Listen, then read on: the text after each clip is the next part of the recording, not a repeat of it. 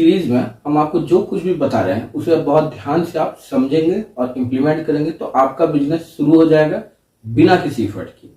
और आपके बिजनेस के सक्सेसफुल होने के चांसेस जो है ये पहले से कई गुना अधिक बढ़ जाएंगे। तो अगर आप कमिटेड है कि आपको बिजनेस करना ही करना है तो free business planning secrets black book जो है उसका लिंक डिस्क्रिप्शन में, वहां से आप ले लेंगे। इससे आपका बिजनेस शुरू होगा बिना एफर्ट के और सक्सेस होने के चांसेस जो है ये पहले से कई गुना अधिक बढ़ जाएंगे। तो आज हम बात करने वाले हैं फंडिंग की कि आपको बिजनेस करना है तो आपको फंडिंग चाहिए, आपको बिजनेस को बड़ा करना है तो आपको फंडिंग चाहिए। तो आप कहां से लाएंगे? तो मेरे साथ क्या हुआ था, जब मैं पहली बार बिजनेस शुरू करना चाह रहा था, पैसा तो था नहीं लेकिन शुरू करना था, तो मैंने कोशिश की अपनी तरफ से। मुझे पता नहीं था कि एग्जैक्टली क्या करना है, जैसे मैं आपको बता रहा हूं इस तरह से मुझे किसी ने बताया नहीं था। तो एग्जैक्टली क्या करना है नहीं पता था। तो मैंने बहुत सारे लोगों से मदद मांगी, मैंने दोस्तों से मदद मांगी, नहीं मिली। मैंने कुछ रिलेटिव से मदद मांगी जो कि बैंक में थे कि बैंक से लोन वगैरह दिला दिया जाए तो मैं शुरू कर पाऊं, वो भी नहीं हुआ। तो लोग मदद नहीं करते हैं इतना जानली, बहुत कम शब्दों में कहा जाए तो उस वक्त लोगों ने मेरी मदद नहीं की थी और ये बहुत फ्रस्ट्रेटिंग था। मैंने लगभग 70 से ज्यादा इन्वेस्टर जो उनको पिच किया बिजनेस के लिए, वो बिजनेस जो मैंने शुरू भी नहीं किया था उसके लिए दे डिनाइड। इवन मैंने अन्य लोगों से मदद मांगी कि भाई बिजनेस के लिए पैसा चाहिए कोई दो, तो उन्होंने मेरी मदद नहीं की। तो उस समय मुझे पता नहीं था कि एग्जैक्टली कैसे होगा। तो फाइनली एक बार क्या हुआ कि हमारे भाई साहब जो है उन्होंने बहुत कठोर शब्द मुझे बोल दिए। मेरी माँ ने वो सुना, उनको बहुत बुरा लगा, तो उन्होंने अपनी ज्वेलरी मुझे दे दी कि जाओ ज्वेलरी जो है इसे मार्केट में बेच लो और अपना बिजनेस जो है ये शुरू कर लो। तो इस तरह से मेरा बिजनेस जो है ये शुरू हुआ और ये बहुत फ्रस्ट्रेटिंग था मेरे लिए, बहुत इफर्ट लगा था मुझे, लगभग 6 महीने का वक्त जो है वो लगा था। तो मैं गलती क्या क्या की थी, मैंने सबसे पहला मेरे पास कंप्लीट बिजनेस प्लान जो वो नहीं था, तो मैं दिखाता क्या लोगों को, कुछ नहीं। दूसरी बात है कि एग्जैक्टली कितना अमाउंट चाहिए ये भी पता नहीं था। तीसरी चीज एग्जैक्टली किसके पास मुझे जाना चाहिए ये भी नहीं पता था, कुछ भी नहीं पता था मुझे, बिल्कुल जीरो। तो as an entrepreneur, as a business owner, मेरा ये काम है कि बिजनेस को स्टडी करते रहना और खुद को जो है नेक्स्ट लेवल पर ले जाना। तो मैंने जो है इस स्टडी को जारी रखा, फंडिंग मुझे मिल गई, बिजनेस शुरू हो गया, ठीक है, लेकिन इस स्टडी को मैंने जारी रखा। तो बिजनेस को स्टडी करते करते मुझे पता चला कि कैसे कैसे फंडिंग आ सकती है। तो सबसे पहली जो फंडिंग का सोर्स है वो है सेविंग्स। जब मैं जॉब करता था मैं ये सोचता था, मुझे बहुत पहले से पता था, पहली जॉब मैंने की थी उससे पहले मुझे पता था कि मुझे जो है सेल्स सीखना है, इसके बाद अपना बिजनेस शुरू कर लेना है। तो मैंने सोचा था क्या है कि पैसा जो है वो मैं सेव कर लूंगा इतना कि मैं बिजनेस कर सकूं। लेकिन प्रैक्टिकली ऐसा होता नहीं, क्योंकि मैं इतना कमा ही नहीं रहा हूं जितना कि मुझे बिजनेस शुरू करने के लिए चाहिए। तो उतना पैसा आप कमा भी नहीं रहे हैं तो आप लाएंगे कहां से? लेकिन फिर भी अगर आपके पास सेविंग्स है तो आप चाहें तो उस सेविंग्स के पैसे को लगा के बिजनेस शुरू कर सकते हैं। लेकिन मैं ये रिकमेंड नहीं करूंगा। क्यों? क्योंकि ये आपका पैसा है, आप कभी भी उसे बिजनेस में डाल सकते हैं। तो क्यों ना उस पैसे को आप बचा कर रखें, इन केस अगर आपको और जरूरत हो पैसे की बिजनेस में तो उसमें आप लगा सके उस वक्त। मतलब एक लास्ट ऑप्शन जो है वो आपके पास होगा कि मेरे पास कुछ पैसा है, इन केस कहीं से पैसा नहीं मिला तो वो पैसा आप इस्तेमाल कर पाएंगे। अगर कहीं से आपको पैसा मिल गया, बिजनेस शुरू हो गया और फिर भी आपको पैसे की जरूरत महसूस होती है तो उस पैसे को आप लगा सकते हैं। अदरवाइज मैं रिकमेंड नहीं करूंगा। आप जो है कहीं ना कहीं से फंडिंग उठाइए, आपके पास जो भी सेविंग्स है वो आप अपने पास रखिए, फंडिंग जो है वो रेज कीजिए। इससे क्या होगा कि आप जो है आप खुद फील करें कि आप पहले से ज्यादा स्मार्ट हो गए हैं, यू विल बिकम स्मार्टर। तो इसीलिए जो आपको फंडिंग रेज करनी है, आपके पास अगर सेविंग्स है भी, इतना पैसा है भी कि आप बिजनेस शुरू कर सकते हैं, तो भी आपको नहीं करना है। आपको कहीं ना कहीं से फंडिंग जो है वो उठानी है। It will make you smarter. इसके बाद बात करते हैं कि अपना पैसा जो है वो लिमिटेड है। अगर दूसरे के पैसे से बिजनेस करना आप सीख जाएंगे ना तो अपॉर्चुनिटीज अनलिमिटेड है, क्योंकि दूसरे का पैसा अनलिमिटेड है, अपने पास पैसा लिमिटेड है। तो सेविंग्स जो है उसको लगा के आप शुरू कर सकते हैं, लेकिन ये मैं रिकमेंड नहीं करूंगा। दूसरा जो तरीका है यह है कि पेरेंट्स, आपसे सबसे ज्यादा करीब कौन है? आपके पेरेंट्स। तो आप जो अपने पेरेंट्स से हेल्प मांग सकते हैं। इन केस अगर आप एक वेल्दी फैमिली से बिलोंग करते हैं या आपके पेरेंट्स के पास इनफ अर्निंग है तो आप अपने पेरेंट्स से मदद मांग सकते हैं। लेकिन आपको मदद ऐसे नहीं मांगना है कि बस पैसा दे दीजिए मुझे बिजनेस करना, नहीं। आपको एक कंप्लीट बिजनेस प्लान बनाना है। इसके बाद जो है आपको बताना है कि मुझे इतनी फंडिंग चाहिए, ये प्लान है। तो किसी के भी पेरेंट्स को क्या चाहिए कि हमारे बच्चे जो है ये जिंदगी में आगे बढ़े, तो अगर उनके पास है तो वो जरूर मदद करेंगे। इन केस अगर आप लोअर इनकम फैमिली से आते हैं और आपके पेरेंट्स के पास बहुत सारा पैसा नहीं है तो वो मदद नहीं कर पाएंगे। बिल्कुल जेन्युइन बात है कि अगर पेरेंट्स के पास पैसा नहीं है वो आपको कहां से देंगे। तो आपको जिद नहीं करनी है, जबरदस्ती नहीं करनी है। आपको बस बिजनेस प्लान पूरा बनाना है। आपको पता चल जाएगा कि इतना पैसा चाहिए, आपको उनको बिजनेस प्लान देना है और उनको समझाना है और कहना कि हाँ इतना पैसा मुझे चाहिए होगा इसके लिए। दूसरी बात करते हैं, आपके जो भाई साहब हैं जो आपसे बड़े हैं उनसे आप मदद ले सकते हैं। इसमें कजन्स भी आते हैं। अगर इन केस उनके पास पैसा है और आपके अच्छे रिलेशन उनके साथ है तो आप उनसे हेल्प मांग सकते हैं। बिजनेस शुरू करने के लिए मुझे इतना पैसा चाहिए, ये बिजनेस प्लान है। उसके बाद बिजनेस प्लान को आपको उनको समझाना है। इसके बाद बात करते हैं कि अगर आपकी कोई सिस्टर है जो कि कमाती है या आपके ब्रदर इन लॉ जो है जिन्हें हम कहते हैं जीजाजी, उनसे भी आप चाहे तो मदद मांग सकते हैं। सेम प्रोसेस है कि आपको बिजनेस प्लान पहले बना लेना है। आपको पता है इतना अमाउंट चाहिए, उनको आपको बिजनेस प्लान दिखाना है, समझाना है, बताना है कि इतना अमाउंट चाहिए। तो हो सकता है कि वो आपकी मदद कर दे। इसके बाद बात करते हैं रिच रिलेटिव्स। आपके कुछ रिलेटिव्स हैं जिनके पास अच्छा पैसा है। अब दो तरह के लोग हैं, पहला जो कि अमीर होने का दिखावा करते हैं, दूसरा वो जो कि सच में अमीर होते हैं। तो जो सच में अमीर है उनके पास आपको जाना है, उनके पास नहीं जो कि ये अमीर होने का दिखावा करते हैं। क्योंकि आपके रिलेटिव्स हैं तो आप बहुत अच्छे से पहचानते हैं कि कौन जो है वो सच में अमीर है और कौन दिखावे के लिए अमीर बन रहा है। तो जो सच में अमीर है उनके पास आपको जाना है। अगेन सेम, उनको आपको अपना बिजनेस प्लान जो है वो दिखाना है, बताना है कि इतना अमाउंट चाहिए। तो आप बिजनेस प्लान दिखाएंगे, समझाएंगे इतना अमाउंट है, वो आप उनको बताएंगे।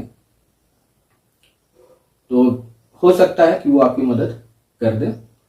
और कभी भी आपको ये नहीं सोचना कि जिस रिलेटिव के पास पैसा नहीं उसके पास हम नहीं गए इसका मतलब उसे हम इग्नोर कर रहे हैं। आप उन्हें इग्नोर नहीं करना है। जिनके पास नहीं है वो कहां से देंगे। तो आपकी नीड ऐसी है कि आपको उसी के पास जाना होगा जिसके पास पैसा है। और क्योंकि ये लोग अमीर हैं तो प्रोबेबली ये लोग जो है बिजनेस बैकग्राउंड से आते हैं, इनको अच्छी नॉलेज बिजनेस की है। तो हो सकता है कि ये जो है आपको पैसा देने को तैयार हो जाए। इसके बाद बात करते हैं क्लोज फ्रेंड्स। दोस्त तो बहुत सारे हैं, लेकिन जो आपका करीबी है, जिससे आपके बहुत अच्छे रिलेशन है, उनसे आप मदद मांग सकते हैं कि ऐसे ऐसे मुझे बिजनेस करना है, ये मेरा बिजनेस प्लान है। बिजनेस प्लान उनको समझाना, बताना कितना फंडिंग चाहिए। तो अगर उनके पास पैसा है तो वो आपकी मदद करेंगे, अगर नहीं है तो फिर कहां से करेंगे।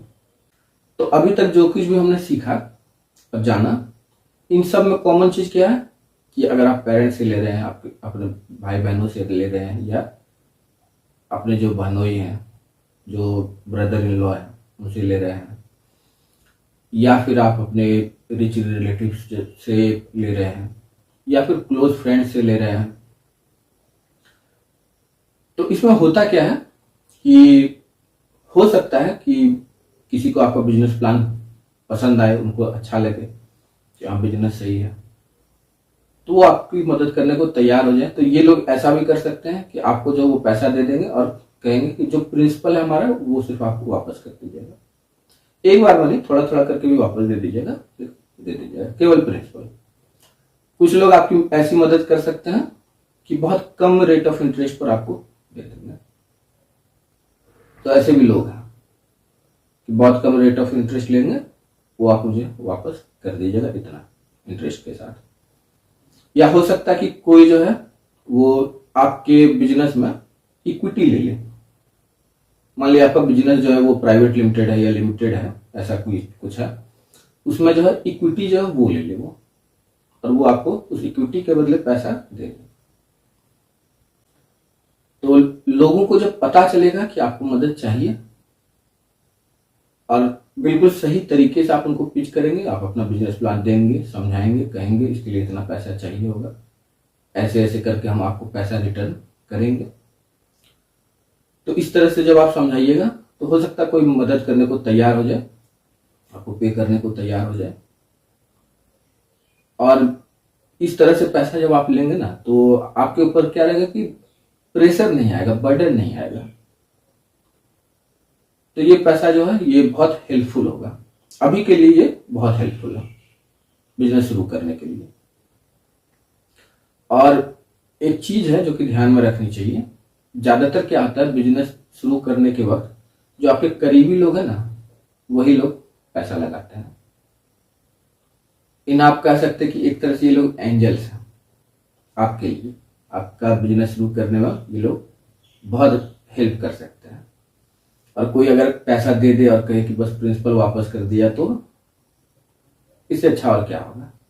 कुछ लोग हो सकता है कि ऐसे भी हो जो कहे कि चलो बिजनेस अगर चल जाए तो आप मुझे वापस कर दीजिएगा, और ना चले तो छोड़ दिया, कोई बात नहीं है।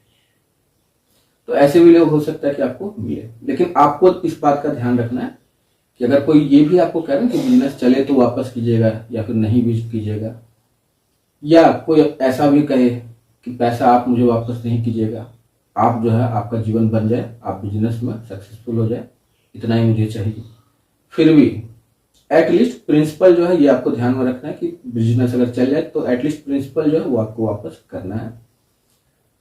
इससे क्या होता है कि अगली बार लोग जो है आपकी मदद करने को तैयार हो जाएंगे खुशी खुशी।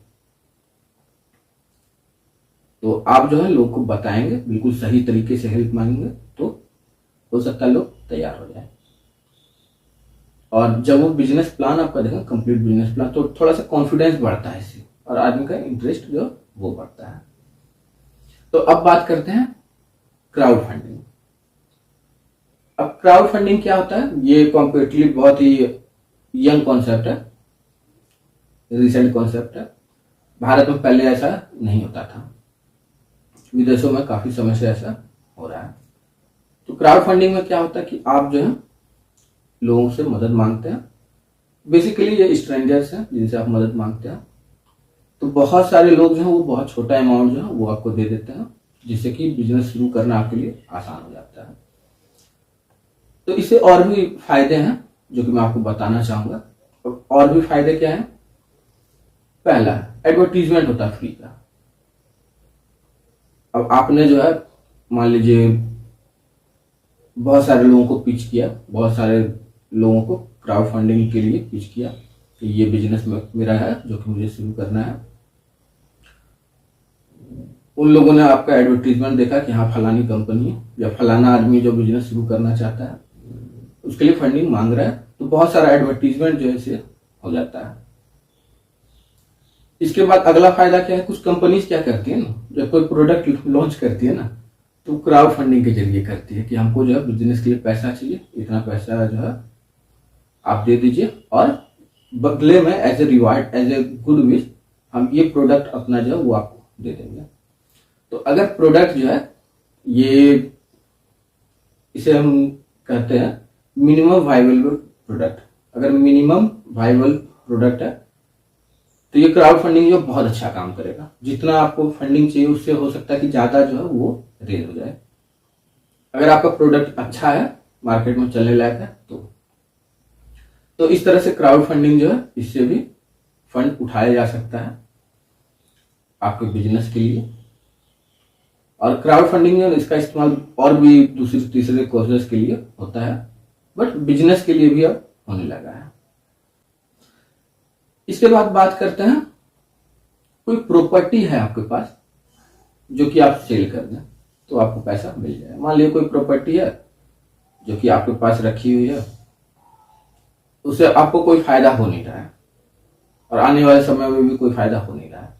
आप बस उस पर जो है प्रॉपर्टी का टैक्स देते जा रहे हैं और कुछ नहीं मिल रहा आपको उससे।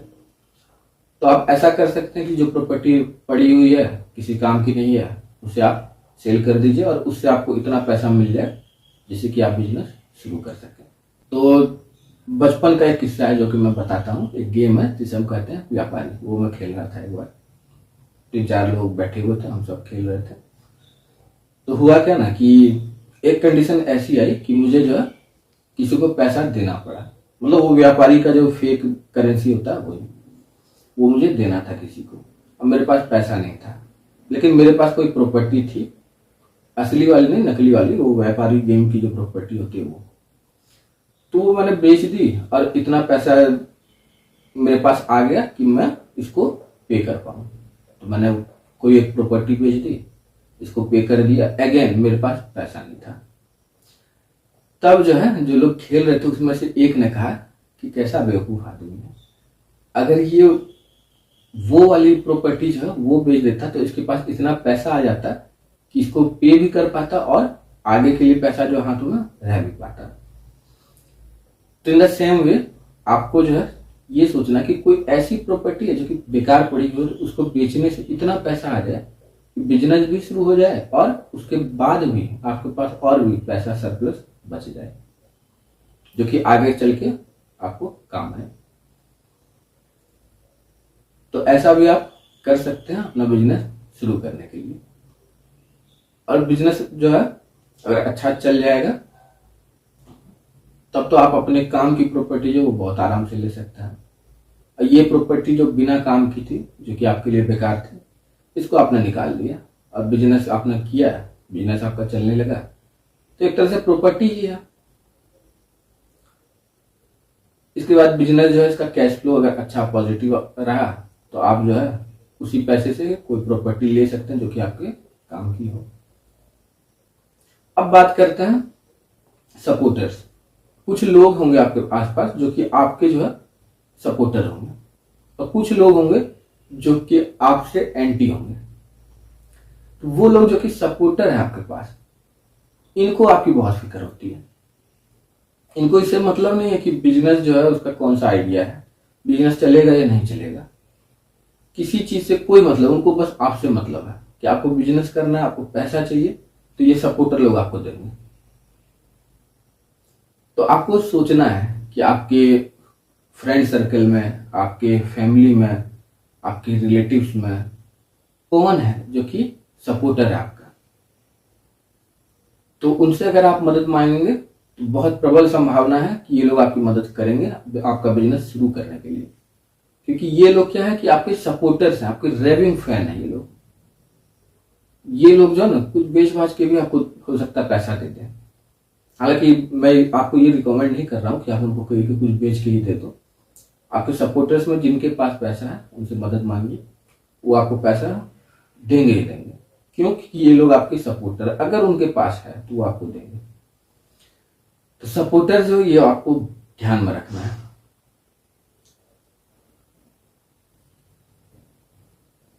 इवन जब आपका बिजनेस चल पड़ेगा ना तो देखेंगे कि आपका बिजनेस जो है उसके कुछ सपोर्टर्स होंगे जो कि आपके बिजनेस का प्रोडक्ट या सर्विस ले लेंगे बिना कारण के, सिर्फ इसलिए क्योंकि वो सपोर्टर है आपके बिजनेस के।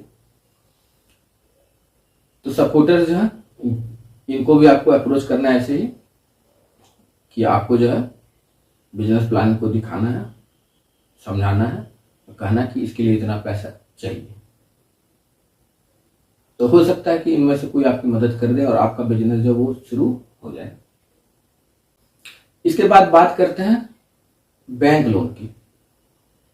बैंक जो वो किसी स्कीम के तहत बिजनेस शुरू करने के लिए पैसा दे सकता है क्या, ये आप एक बार देख लेंगे।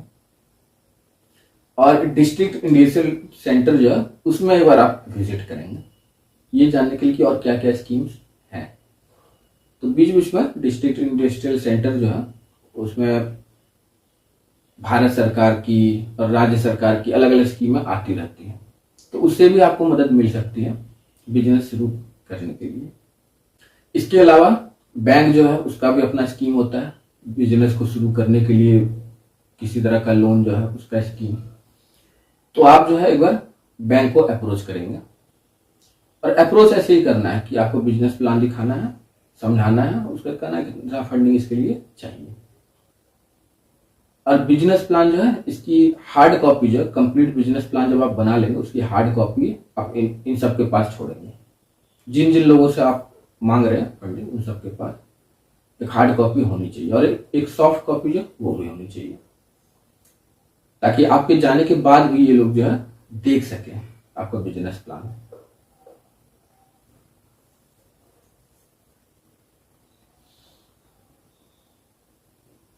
इसके बाद बात करते हैं कि क्रेडिट कार्ड। मान लीजिए 2-3 क्रेडिट कार्ड आपके पास है जिनकी लिमिट अच्छी खासी है, तो या तो आप उसका क्रेडिट यूज कर सकते हैं, या फिर उसका क्रेडिट जो है वो ट्रांसफर कर देंगे आप अपने बैंक अकाउंट में। आपको याद रखना कि क्रेडिट कार्ड से आपको कैश बिल्कुल भी नहीं निकालना है। तो 2-3 क्रेडिट कार्ड है, उसका क्रेडिट यूज करके आप बिजनेस शुरू कर सकते हैं, या उसका क्रेडिट जो है उसको ट्रांसफर कर देंगे अपने बैंक अकाउंट में। उसके बाद उस पैसे का इस्तेमाल करके आप बिजनेस शुरू कर सकते हैं, लेकिन ये हाईली रिस्की है। मैं पहले आपको ये बता दे रहा हूं, आप इंप्लीमेंट करें उससे पहले, इसमें डिफॉल्ट के चांसेस बहुत ज़्यादा है। अगर बिजनेस नहीं चला, क्रेडिट कार्ड जो है उसका बिल ड्यू हो गया, आपने टाइम पर नहीं दिया, तो आपका सिविल जो है वो डाउन होगा, बिजनेस जो है उसमें आपको दिक्कत होने लगेगी। क्यों? क्योंकि आप क्रेडिट कार्ड का बिल देंगे या बिजनेस जो है उसके खर्चे संभालेंगे। तो ये हाईली रिस्की है। अगर आपको अच्छा खासा नॉलेज है जो बिजनेस आप कर रहे हैं उसका, तभी ऐसा करें। अगर आप 100% कॉन्फिडेंस है कि हाँ हो ही जाएगा, तभी आप करें, अदरवाइज ये बहुत ही रिस्की है। इसके बाद बात करते हैं क्रेडिट। मार्केट में जो आपका क्रेडिट बहुत अच्छा है, तो आप ऐसा कर सकते हैं कि क्रेडिट पर जो है सारी चीजें आप करा लें, बिजनेस जब चल जाए फिर आप लोगों को पे कर दें। अगेन, अगर आपके पास अच्छा खासा नॉलेज है बिजनेस का, तभी आप ऐसा करें, क्योंकि ये बहुत रिस्की है। इन केस बिजनेस ना चला तो आप परेशानी में आ जाएंगे। तो जो लोग पैसा पाते हैं वो लोग तो आपसे हर हाल में पैसा निकलवाने की कोशिश करेंगे, और आपने जो है क्रेडिट का यूज करके बिजनेस शुरू तो कर लिया, बिजनेस नहीं चला, तो आप पे कैसे करेंगे लोगों को वापस? तो आप परेशानी में पड़ जाएंगे। Again, it's highly risky. तो ये भी तरीके हैं, लेकिन बहुत रिस्की तरीके हैं। तो अब जो है ये प्री बिजनेस फाइनेंस ये आप समझ चुके हैं। अब क्या हुआ कि बिजनेस अगर शुरू हो गया और प्रॉफिट में आया तब तो कोई बात नहीं, लेकिन बिजनेस शुरू हो गया और प्रॉफिट में नहीं आ पाया है, तो आपको क्या करना है? पहले देख लेना है कि ये बिजनेस सच में कमा के आपको दे पाएगा कि नहीं दे पाएगा। अगर ये बिजनेस कमा के देगा तो इसमें जो है प्री बिजनेस फाइनेंस जो है, इसमें जो तरीके आप सीख रहे हैं उसको लगा के फिर से पैसा लगाएंगे। और अगर आपको ऐसा लग रहा है कि ये बिजनेस पैसा बना के नहीं देगा, तो आप बिजनेस में चेंजेस कीजिए। जब आप बिजनेस प्लान बना रहे हो उसी वक्त आपको समझ में आ जाएगा कि ये बिजनेस पैसा बना के देगा कि नहीं देगा। इन केस आप बिजनेस शुरू कर चुके हैं और अब जो है आपको बिजनेस लॉस में है, वो प्रॉफिट शो नहीं कर रहा है, तो आपको पक्का करना पड़ेगा ये प्रॉफिट कभी देगा भी कि नहीं देगा। अगर कोई भी बिजनेस पहले 2 साल या 3 साल में कैश फ्लो पॉजिटिव नहीं कर पाता है, तो जरूरत है एक बार फिर से जांच पड़ताल करने की कि क्या कुछ चेंजेस करके आप बिजनेस को प्रॉफिटेबल बना सकते हैं, या फिर इस बिजनेस को और कुछ वक्त चलाने से ये प्रॉफिटेबल हो सकता है। कुछ ना कुछ चेंजेस आपको करने पड़ेंगे। जैसे मैंने एक्सेल लोन शुरू किया था, उसके बाद मुझे पता चला कि मैं ऐड चला के पैसा लाऊं, मैं ऐड चला के कस्टमर लाऊंगा और फिर उनको लोन अप्लाई कराऊंगा, तो ये प्रॉफिट जो है या तो नहीं देगा या बहुत थोड़ा प्रॉफिट देगा।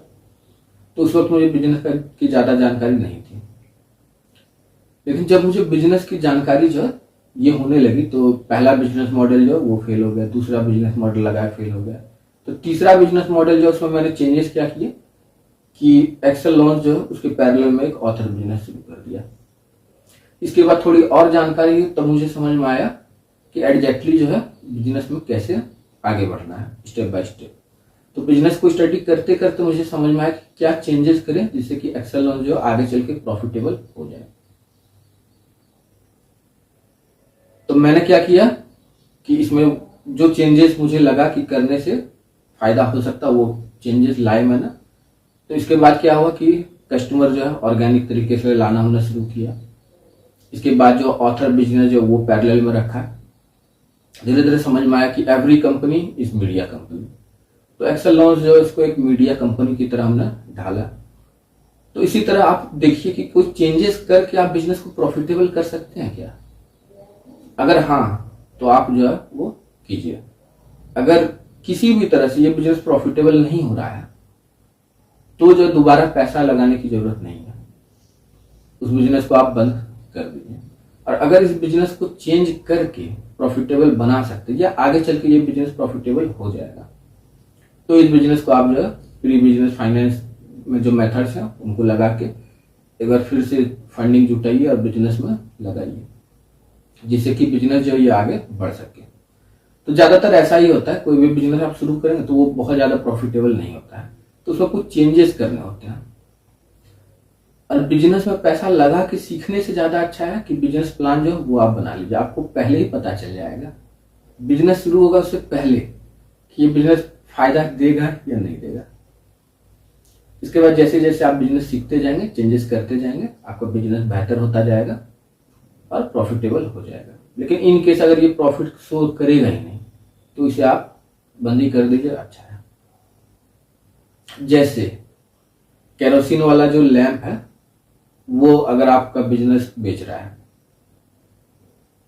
और अब क्या है कि आ गया है इन्वर्टर का टाइम, लोग इन्वर्टर जलाते हैं या कोई छोटा इन्वर्टर होता है गांव वगैरह में वो भी यूज कर लेते हैं लोग, तो अब वो लैंप वाला बिजनेस जो वो तो आपका चलेगा नहीं, तो आपको क्या करना होगा, उसे बंद करना होगा।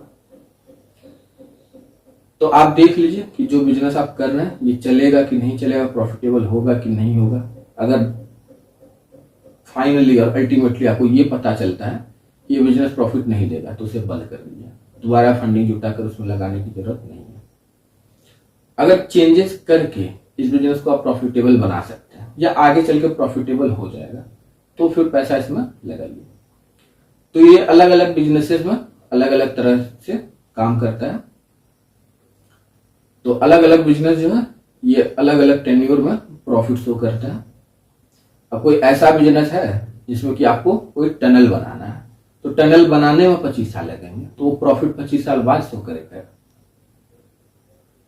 कोई बिजनेस है जो कि आप शुरू करते हैं और 1 साल बाद 2 साल बाद प्रॉफिट शो करने लगता है वो, तो फिर ठीक है। मतलब एज पर मार्केट में आपको पता करना कि इस तरह का कंपनी जो है कितने वक्त में प्रॉफिट देता है, उतने वक्त में वो प्रॉफिट आपको देने लगेगा, तो ठीक है।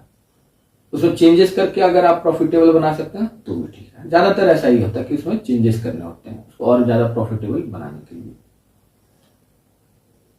तो अगर ऐसा भी हो जाता है तो ठीक है। और अगर ये कंपनी कभी आपको कमा के देगी नहीं, कभी प्रॉफिट में आएगी नहीं, तो लॉस और बढ़ा के क्या फायदा है, कोई फायदा नहीं। लेकिन अगर प्रॉफिटेबल हो गया, आपने कुछ चेंजेस किए, प्रॉफिटेबल हो गया, या फिर कुछ समय बाद जो ये प्रॉफिटेबल हो गया, तो आपने बिजनेस शुरू किया, ये प्रॉफिट में आ गया, अब जितना खर्च कर रहा है आपका बिजनेस उससे ज्यादा अर्न कर रहा है। तो अब हम बात करेंगे पोस्ट बिजनेस फाइनेंस की। अब जो है बिजनेस आपका शुरू हो गया, ये प्रॉफिट में आ चुका है, तो अब जो है अब आप फंडिंग कैसे जुटाएंगे इस बिजनेस के लिए जो कि प्रॉफिट में है। तो कोई भी बिजनेस जब ग्रो करने लगता है तो बहुत ज्यादा दिक्कत नहीं होती है उसमें। बिजनेस की ग्रोथ के लिए अगर आप पैसा लगाएंगे तो आपको पैसा बहुत आसानी से मिल जाएगा। अब कोई बिजनेस है जो कि लॉस में चला गया, उसमें दिक्कत होने वाली है, लेकिन प्रॉफिट में है तो दिक्कत नहीं है। तो सबसे पहला जो रिवेन्यू है, सबसे पहली जो फंडिंग है जो मैं रिकमेंड करूंगा कि अगर आपका बिजनेस प्रॉफिट में है, अच्छा रिवेन्यू जनरेट कीजिए और उसी से बिजनेस को आगे बढ़ाइए। सबसे अच्छा यही है। कस्टमर जो पैसा दे के जा रहा है उससे अच्छा पैसा और कुछ हो ही नहीं सकता। तो अगर कस्टमर जो है उससे आप इनफ रिवेन्यू कमा सकते हैं, इतना रिवेन्यू कमा सकते हैं कि बिजनेस को जो है आप बड़ा कर सकें, तो फिर ठीक है। और सबसे अच्छा पैसा यही है। इसमें हो सकता है थोड़ा सा वक्त लगे, लेकिन सबसे बेहतरीन तरीका यही है। हमारा पूरा फोकस इसी चीज पर रहता है कि कैसे हम कस्टमर से पैसा कमाकर बिजनेस को आगे बढ़ाएं। तो इसमें क्या है कि आपको ये पैसा वापस नहीं देना है और आपका प्रोडक्ट सर्विस जो है ये मार्केट में बिक रहा है, उससे पैसा आ रहा है, तो कस्टमर बेस आपका बढ़ रहा है। तो you are in win win situation. दूसरा तरीका है क्या कि क्रिएटिव कॉस्ट कटिंग। मैं क्या करता हूं, कोई प्रोजेक्ट शुरू करता हूं, अगर वो सक्सेसफुल हो जाता है ना, तो मैं ये सोचता हूं कि कैसे इसमें कॉस्ट कटिंग कर लूं। 3 महीने से 6 महीने में उसी में बिताता हूं कि कैसे इसमें कॉस्ट कम कर लूं। तो कस्टमर आ रहा है, रिवेन्यू दे रहा है, जितना रिवेन्यू दे रहा है वो तो दे ही रहा है, कॉस्ट जो है वो कम कर ली मैंने, तो प्रॉफिट जो है वो मेरा बढ़ गया, कैश फ्लो जो है वो और ज्यादा पॉजिटिव हो गया।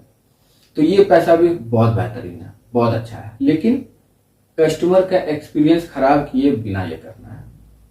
अगर मैंने ऐसा किया कि कस्टमर का जो है एक्सपीरियंस वो खराब कर दिया और कॉस्ट कम हो गई, तो फिर बेकार है। बिकॉज पीपल पे फॉर देयर एक्सपीरियंस। दोबारा मैं बोल रहा हूं, आपको हमेशा याद रखना है, पीपल पे फॉर देयर एक्सपीरियंस। इसके बाद बात करते हैं कि आपका बिजनेस जो ये प्रॉफिट में है, तो अब जो है आप बैंक को कह सकते हैं कि आप जो मुझे बिजनेस लोन दे दीजिए। आपका बिजनेस प्रॉफिट में है, बैंक को क्या दुख है आपको लोन देने में, कोई दुख नहीं है। बैंक बस देख लेगा कि इतना पॉजिटिव कैश फ्लो है कि ये मेरा लोन जो है वो विथ इंटरेस्ट वापस कर पाए, वो बैंक देख लेगा, आपको लोन दे देगा। दूसरा तरीका है कि लोन अगेंस्ट प्रॉपर्टी ले लें। कोई प्रॉपर्टी है आपकी, उसके अगेंस्ट में लोन ले लीजिए, तो ऐसा भी आप कर सकते हैं। या फिर कोई आपका लोन चल रहा है पहले से, कोई लोन है जो कि चल रहा है, जैसे होम लोन चल रहा है, उसे आप टॉप अप करा दीजिए, आपको पैसा मिल गया। तो रीफाइनेंस इसे कहते हैं कम शब्दों में। कोई लोन चल रहा है उसको रीफाइनेंस करा के फिर पैसा ले लेते हैं। तो बैंक जो है वो देखेगा कि बिजनेस प्रॉफिट में है, इतना अच्छा कैश फ्लो है कि ये पैसा वापस कर ही देगा, बहुत खुशी खुशी बैंक जो है वो लोन देने को तैयार हो जाएगा इस सिचुएशन में। तो इससे भी आप अपने बिजनेस को जो है छोटे से बड़ा बना सकते हैं। इसके बाद बात करते हैं ट्रेड क्रेडिट। मान लीजिए आप किसी वेंडर के साथ काम कर रहे थे और काफी वक्त से आप काम कर रहे थे, अब आपको अपना बिजनेस जो ये छोटे से बड़ा करना है। इसके लिए आपको ज्यादा रॉ मटेरियल चाहिए, या ज्यादा कोई प्रोडक्ट चाहिए, ज्यादा कोई सर्विस चाहिए, या इन्वेंट्री मेंटेन करते हैं आप, वो ज्यादा चाहिए, तो आप क्रेडिट पर ले सकते हैं। तो बहुत सारी कंपनियां जो कि क्रेडिट प्रोवाइड कर देती हैं, क्योंकि काफी वक्त से आप उससे जो है ट्रेड कर रहे हैं, उससे डील कर रहे हैं और बहुत अच्छा रीपेमेंट आपने किया है, तो खुशी खुशी वो जो है आपको दे देगा, क्योंकि उसको पता है कि इतने दिन तक पैसा दे दिया तो दे ही देगा। और उसको जो है आपको ज्यादा से ज्यादा सामान बेचना है, तभी तो उसका भी बिजनेस ग्रो करेगा। इसके बाद बात करते हैं एंजल इन्वेस्टर की। मान लीजिए आपने जो है बिजनेस शुरू किया, आपका पहला प्रोडक्ट जो है ये बहुत अच्छा चला, आपका बिजनेस जो है ये प्रॉफिट में चल रहा है, तो अब जो आप एंजल इन्वेस्टर्स को पिच कर सकते हैं। तो एंजल इन्वेस्टर क्या है, ये इंडिविजुअली काम करते, ये एक फंड की तरह काम नहीं करता। प्लस कुछ एंजल इन्वेस्टर्स हैं जो कि आपको मेंटरशिप भी देंगे, आपको गाइडेंस भी दे देंगे, और कुछ एंजल इन्वेस्टर्स ऐसे भी होते हैं जो कि आपको पैसा दे देंगे, उसके बाद आपको कभी जवाब नहीं देंगे।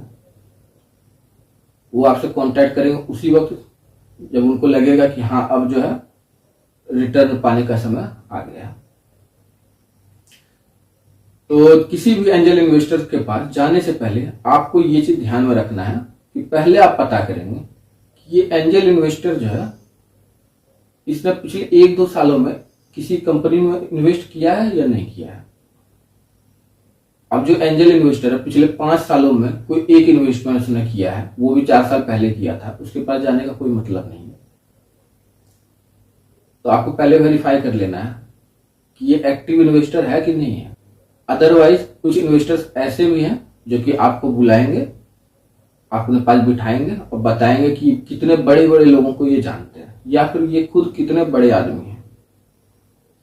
आपको बुलाएंगे, बिठाएंगे, अपना गुणगान बताएंगे या बताएंगे कि हम इस आदमी को जानते हैं, इतने बड़े बड़े लोगों को जानते हैं, या हम इतने बड़े लोग हैं, इतनी सारी कंपनीज हैं हमारे पास। तो ऐसे इंसान के पास आपको नहीं जाना है, ऐसे एंजल इन्वेस्टर के पास आपको नहीं जाना है। और कोई भी इन्वेस्टर जो आपके बिजनेस में पैसा लगाएगा सिर्फ इसलिए लगाएगा कि आप जो है कल को कोई बड़ी कंपनी बना सके, अगला गूगल, अगला एप्पल, अगला अमेज़न, ऐसा कुछ आप क्रिएट कर सकें, इसलिए पैसा लगाएगा। उसका पैसा जो है वो 5 गुना, 10 गुना, 20 गुना हो, उसलिए वो पैसा लगाएगा, और कोई कारण नहीं होता। तो कभी भी ये नहीं सोचना कि कोई एंजल इन्वेस्टर पैसा लगा रहा है आपके बिजनेस में तो वो एहसान कर रहा है। कोई एहसान नहीं कर रहा है। Don't take it personally. उसको अपना पैसा बढ़ाना है। वो जो है चाहता है कि जो इन्फ्लेशन है वो उसका पैसा जो है कम कर रहा है, तो उसके लिए नुकसानदायक है अगर पैसा रखा हुआ कहीं। तो उसको अपना पैसा बढ़ाना इसलिए लगा रहा है, कोई ऐसा नहीं कर रहा आप पे। और आप उससे पैसा ले रहे हैं इसलिए ताकि आप जो है कोई बड़ी कंपनी, कोई ग्रेट कंपनी बना सके।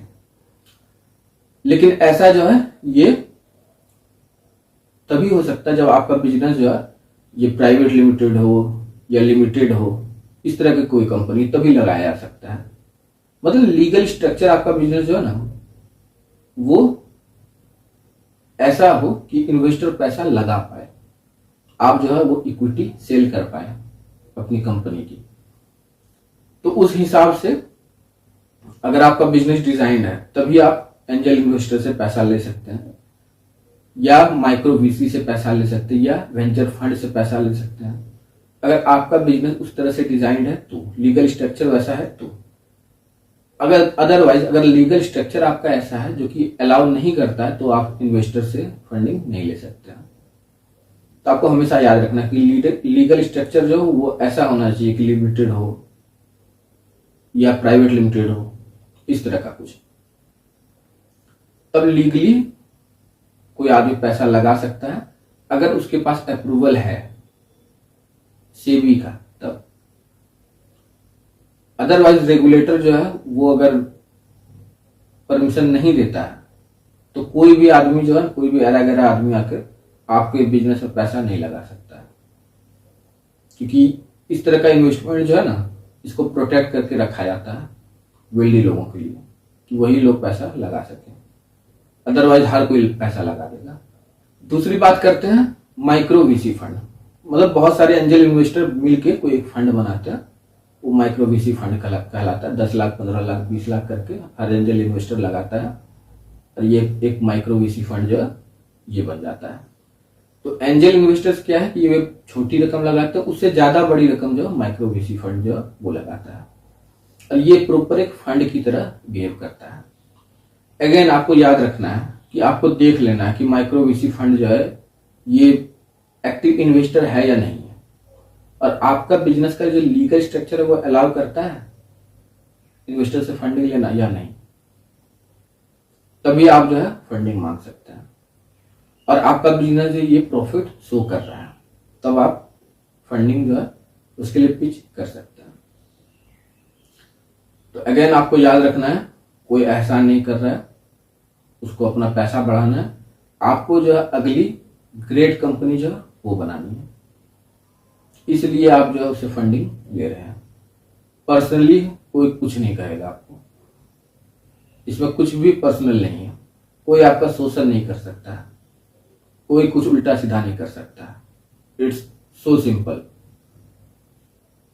इन्वेस्टर जो है जो भी फंड है जो कि इन्वेस्ट कर रहा है उसको लगता है कि हाँ पैसा जो है इस बिजनेस में डालना चाहिए, तो वो डालेगा।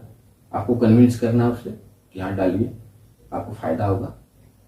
वो कन्विंस हो जाएगा, वो पैसा डालेगा। आपको अगली ग्रेट कंपनी बनानी है और उसको अपना पैसा बढ़ाना है, बस। पर्सनल कुछ भी नहीं होगा। इसके बाद बात करते हैं वीसी फंड। इसे हम कहते हैं वेंचर कैपिटलिस्ट। अगेन आपको याद रखना है ये एक फंड की तरह बिहेव करता है। आपका बिजनेस जो है ये अलाउ करता है आपको, आपका लीगल स्ट्रक्चर जो है ये अलाउ करता है इन्वेस्टमेंट लेना इन्वेस्टर से, तभी आप लेंगे, अदरवाइज इट्स इलीगल। और वीसी जो है ये छोटी मोटी इन्वेस्टमेंट करते ही नहीं है। Angel investor, micro VC fund, ये लोग हो सकता है छोटी इन्वेस्टमेंट कर दें। वीसी फंड जो है ये बड़ा गेम खेलेगा और इनको जो है एक्सपर्टीज होती है बिजनेस को स्केल करने में। मतलब छोटे बिजनेस को बड़ा कैसे करना है इसको बहुत अच्छे से पता है। कोई भी बिजनेस जब उस स्टेज में आ जाता है, जब बिजनेस छोटे से बड़ा बनेगा, तभी ये लोग जो है पैसा लगाते हैं और उन्हीं कंपनीज में लगाते हैं जो कि बहुत बड़ी बन सके, जायंट कंपनी बन सके, उसी में ये लोग पैसा लगाते हैं। और ये जो है ये आपको कॉन्टैक्ट्स वगैरह भी प्रोवाइड करेंगे, ये आपको हेल्प करेंगे कंपनी को ग्रो कराने में, स्केल कराने में। और बहुत तगड़ी इनकी एक्सपर्टीज होती है। छोटे बिजनेस को बड़ा में कैसे कन्वर्ट करना है, उसके लिए किस किस को हायर करना है, किन किन से कॉन्टैक्ट्स जो है एक्वायर करने हैं, स्पेशलिस्ट कहाँ कहाँ से आएंगे, वो सब इनको पता था। बहुत अच्छी मदद ये लोग करते हैं उस समय में।